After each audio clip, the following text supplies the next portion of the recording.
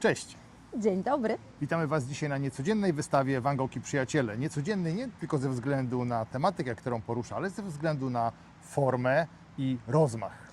Od 29 do 14 grudnia w Bydgoszczy można poczuć, można dotknąć, można zanurzyć się w twórczości 7 artystów. Jesteśmy ciekawi, jak ten nowy wymiar na nas podziała. Kilka informacji praktycznych dla chętnych. Tak jak wspominaliśmy, wystawa w Bydgoszczy trwa do 14 grudnia. Bilety można kupić gdziekolwiek. Myśmy kupili na e-bilet. Bilet dla osoby dorosłej to 75 zł, bilet ulgowy 55 zł. No i to, co istotne, jest to Bydgoskie Centrum Targowo-Wystawiennicze w Myślęcinku. Witaj na wystawie. Wejdź dalej i daj się pochłonąć. Dzięki nowoczesnej technologii zanurzysz się w moich obrazach niespotykanych. Cała wystawa to 4 sale. W każdej doświadczymy czegoś innego. Przynajmniej mamy taką nadzieję, bo całe zwiedzanie dopiero przed nami. Co istotne, bilety kupujemy na określoną godzinę. Także akurat teraz, właśnie za minutkę jest nasz czas. Idziemy.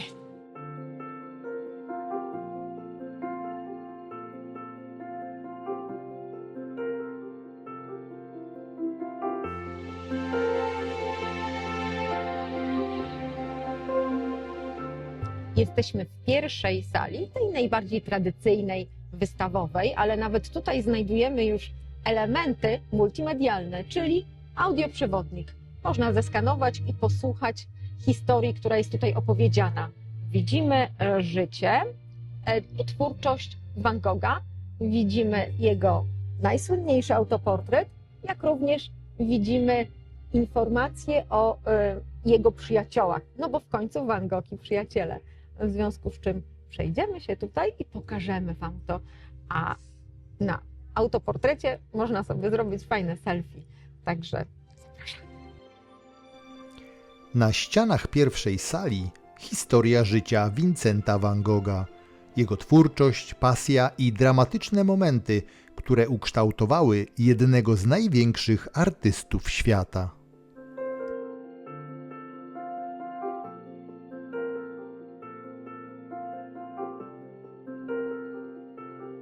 Po drugiej stronie krótkie biogramy jego przyjaciół i mistrzów impresjonizmu, a wśród nich Claude Monet, Edgar Degas, Pierre Renoir czy Paul Gauguin. Każdy z nich miał swój niepowtarzalny styl, ale łączyła ich wspólna wizja sztuki i poszukiwanie światła.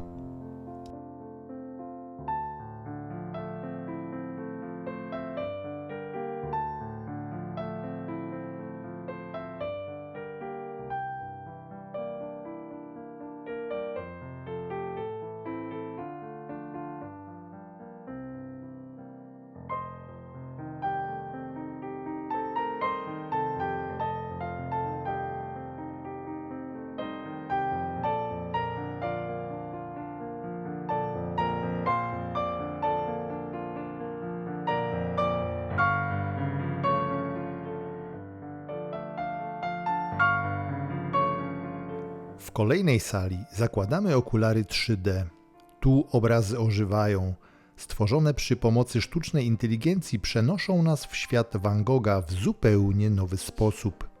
Pędzle zamienione na piksele, a sztuka w interaktywny spektakl barw i przestrzeni.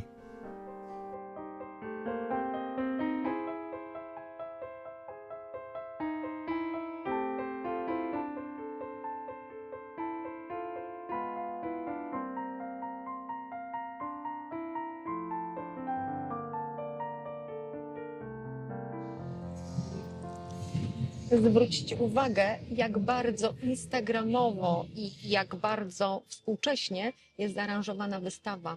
Czyli co kawałeczek mamy miejsce, gdzie możemy sobie zrobić selfie, nawet z oznaczeniem, że tutaj należy stanąć, żeby zdjęcie wyszło bardzo ładnie. Czyli jesteśmy naprawdę w XXI wieku i naprawdę mocno osadzeni w mediach społecznościowych. Czy to dobrze, czy to źle? Nie wiem, ale dokładnie tak jest.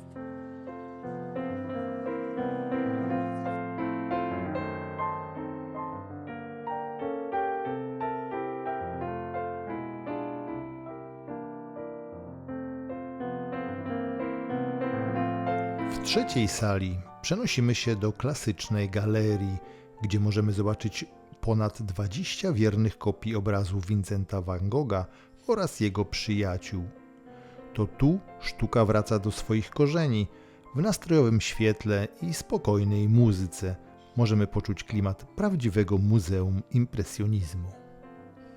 To jest doskonałe miejsce, żeby Wam opowiedzieć, że byliśmy w Muzeum Van Gogha w Amsterdamie w zeszłym roku. Tak jest. I dokładnie zdjęcie mamy, postaramy się je zresztą znaleźć przy słynnych słonecznikach.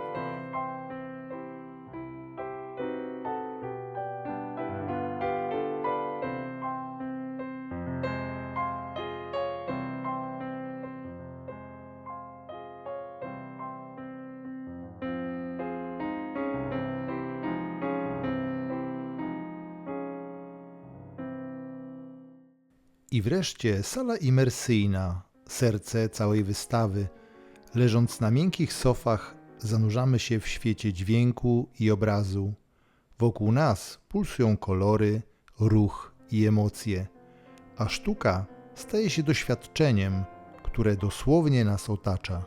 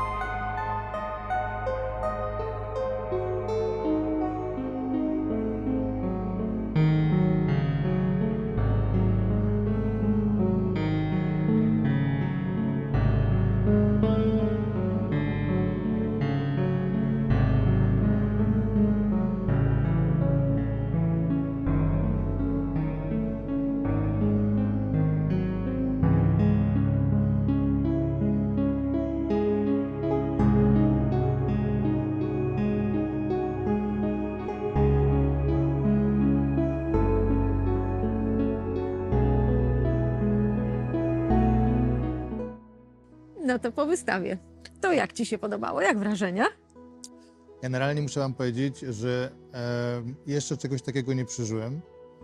Myślę, że to jest najlepsza droga do tego, aby zachęcać nie tylko młodych ludzi, ale generalnie wszystkich, których sztuka porusza. Każda sztuka, bo mówię tutaj zarówno o plastyce, o obrazach, ale też o muzyce. Bo to, co należy podkreślić, to, że ktoś to wymyślił tak genialnie, połączył obraz z muzyką, piękną muzyką Chopina, która naprawdę rzeczywiście jest imersyjna, czyli wciągająca, poruszająca, dotykająca do głębi, kiedy się... To są moje wrażenia. Ale bardzo Cię proszę. Kiedy jest szansa, żeby rzeczywiście się położyć na przygotowanych bardzo fajnie, sprytnie poduszkach i oglądać, wyłączyć się całkowicie i wsłuchać się w tę muzykę, to jest rzeczywiście coś. No to chyba pierwszy raz ja będę troszkę bardziej marudna. Słuchajcie, oczywiście bardzo mi się podobało. Podobała mi się sala druga, czyli z okularami VR. Wejście w głąb obrazu to po prostu niesamowite doznanie i było naprawdę fantastycznie. Czwarta sala, czyli sala imersyjna właśnie, gdzie można było poleżeć, można było poczuć, można było otoczyć się tą sztuką, bardzo fajne. Rzeczywiście super sposób, aby zachęcić pokolenie Z żyjące z telefonem w ręku do obycia się ze sztuką. Natomiast sala pierwsza, gdzie prezentowane było życie Van Gogha i jego przyjaciół, uważam, że była zrobiona bardzo powierzchownie i czułam tutaj duży niedosyt. Tak samo sala trzecia, gdzie były kopie obrazów. Uważam, że można było dać mniej przyjaciół Van Gogha, ale bardziej ich pokazać, ale bardziej szczegółowo zaprezentować ich twórczość. Natomiast to, co było takim naprawdę małym dotknięciem. Ja czułam tutaj pewien niedosyt, ale generalnie uważam, że rzeczywiście zobaczyliśmy Muzeum XXI wieku, zobaczyliśmy przyszłość, ponieważ no, jakby zakurzone gabloty to już nie ten czas. A to, co tu widzieliśmy, to jest zaczątek, jak dla mnie mały, ale rzeczywiście znaczący zaczątek tego, jak to powinno wyglądać. Generalnie ze swojej strony zachęcam. Ty ze swojej też zachęcasz? Ja oczywiście też zachęcam. To tylko takie małe marudzenie. Ja po prostu chciałabym więcej. Mnie się bardzo podobało i chciałabym mocniej, chciałabym bardziej, ale ogólnie oczywiście, że zachęcam. Jasne, polecam bardzo. Myślę, że to jest doskonały początek do tego i pewien wyznacznik, w którą stronę powinni pójść kuratorzy wystaw. Myślę, że to, jak tutaj zostało to zaprezentowane, mogło być po prostu doskonałym przykładem na to, jak można by to zrobić również w różnych innych dziedzinach. I jak zachęcić młodych ludzi do tego, aby przychodzili, aby oglądali, aby przeżywali. Słuchajcie, naprawdę zachęcamy do 14 grudnia w Bydgoszczy do obejrzenia Van Gogh i Przyjaciele, a potem na pewno w innych miastach również. Zapraszam.